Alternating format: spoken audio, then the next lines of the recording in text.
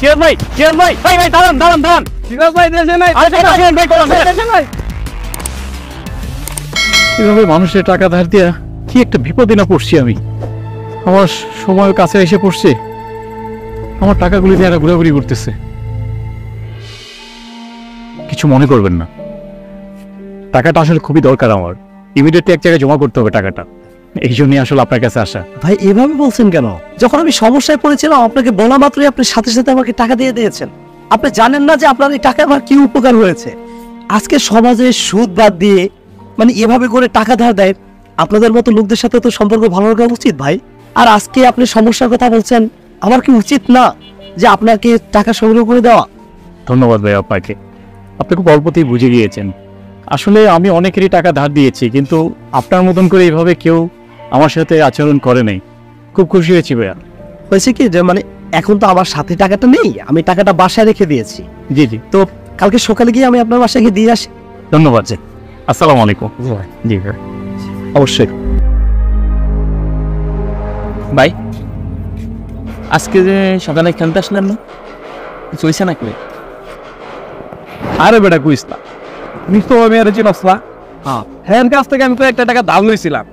এখন বেটা রাস্তাঘাটে দেখলে আমার কাছ থেকে টাকা চাই। এর জ্বালায় বেটা ঘর থেকে বাইরেতেই পারি না। একটা মানুষে কয়বার না করা ভাই, মানে বেহার মতো পিছে পড়েই থাকবো।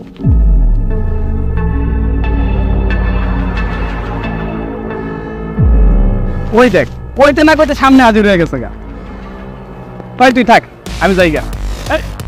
শিয়াল ভাই ভাই ভাই দাঁড়ান দাঁড়ান দাঁড়ান। সিরাজ ভাই দেশে নাই, এভাবে মানুষের টাকা ধার দিয়া কি একটা বিপদে না পড়ছি আমি। আমার সময় কাছে এসে পড়ছে, আমার টাকাগুলি দিয়ে এরা ঘোরাঘুরি করতেছে।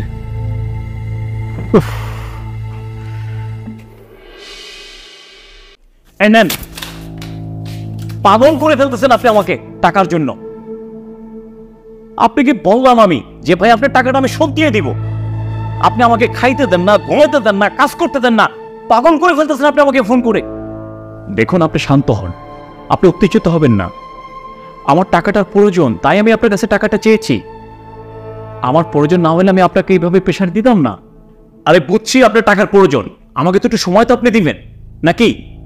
মাত্র 6টা মাস হলো আপনার থেকে 20,000 টাকা ধার নিচ্ছে। বর্তমান সমাজের সিস্টেমটা আপনি জানেন না? হ্যাঁ, কেউ যদি টাকা ধার দিতে হয় ম্যাক্সিমাম 6 বছর 1 বছর সময় হাতে নিয়ে তারপর টাকা ধার দিতে হয়, বুঝছেন?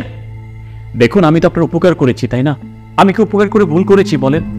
উপকার যদি করতে হয় একটু ভালো করে উপকার করেন, এই সমস্ত লোক দেখানো উপকার দরকার নেই। দেখুন আপনি বুঝতেছেন না, আমি টাকাগুলো একত্র করেছি একটা কাজের জন্য। আমার কাজটা করতে একটু সময় লাগবে, সেই জন্য আমি মানুষকে হেল্প করার চেষ্টা করছি, একটু সাহায্য করার চেষ্টা করছি। আমি এরকম আপনার মতো অনেকেরই টাকা দিয়েছি, কিন্তু আমার তো ঠিক টাইম মতো টাকাটা দরকার, তাই না? ঠিক আছে, দেখেন আমি আর কথা শুনতে চাই না। এখন এইখানে 10,000 টাকা আছে, আর 10,000 টাকা 2 মাস পর আপনাকে আমি দিয়ে দিব। আপনি যদি আমাকে টাকাটা এইভাবে দিয়েছেন, আপনি আমার পুরো টাকাটা দিয়ে দিতেন। আপনি ওই 10,000 টাকা আমি 2-3 মাস পর আপনাকে দিয়ে দিব, ঠিক আছে? ভালো থাকেন।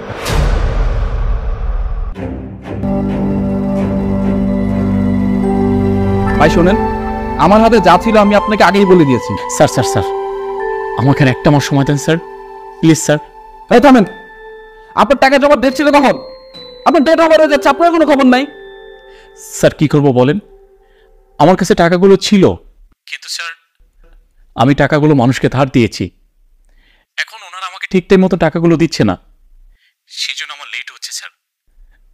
স্যার আপনি একটা কিছু করুন স্যার আমার জন্য। আরে ভাই আপনি কাকে টাকা দিয়েছেন না দিয়েছেন এদিকে আমরা দেখবো? অফিসে তো একটা রুলস আছে আমাদের, আমরা তো রুলসের বাইরে যেতে পারবো না, তাই না? স্যার আপনি আমার জন্য অনেক করেছেন, স্যার আর একটু হেল্প করেন স্যার। আমি 1 মাসের মধ্যে পুরো টাকা দিয়ে দিব স্যার। স্যার প্লিজ স্যার, আপনি আর একটু হেল্প করুন স্যার আমাকে। আপনার এত কথা শোনার সময় আমার কাছে নেই, ঠিক আছে? আপনি এই বছরে হলে যেতে পারছেন না, এটাই ফাইনাল।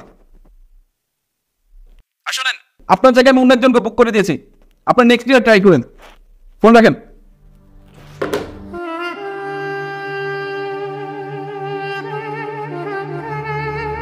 এর জন্যই আমাদের সমাজের মানুষগুলো একজন অন্যজনকে সাহায্য করার ভরসা খুঁজে পায় না।